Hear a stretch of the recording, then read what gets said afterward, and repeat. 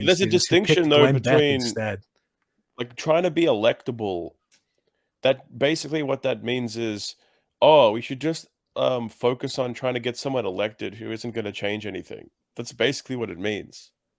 It's like, what's the point of doing that and having and wasting another whole election cycle on a nothing burger when you can instead put all of this energy into something that's genuinely radical, Real. metapolitically, that Real. can transform the conversation and bring attention onto issues that no one else is going to talk about.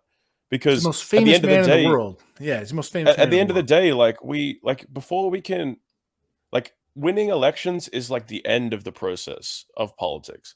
There's a whole bunch of stuff that has to happen before you get to that point, and that's organizing, that's cultural, metapolitical activity, and so on. Moving the people, organizing them into a base around a different set of principles, and so on. All of that work, like it's a very radical job. It isn't as simple as like, oh, the American people, we just need to appeal to. There isn't like some like quick and easy solution to this mess. You know what I mean? You can't just appeal to what the average person supports gay marriage. The average person supports abortion.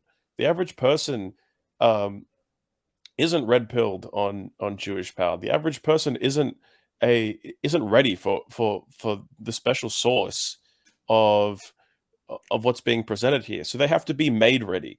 And the only way you make them ready is by breaking the rules of established politics, because established politics is all about electability. It's all about how do we adapt ourselves to like what's popular and what's viable.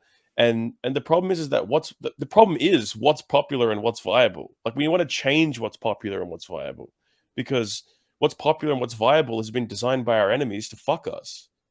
And that's the difference between a radical and a conservative. A conservative adapts, as I was saying before, a conservative adapts to the left's agenda and just tries to kind of create a kind of a reformed, a version of the left where, you can get like some basic, stabilizing reforms to hold together the system.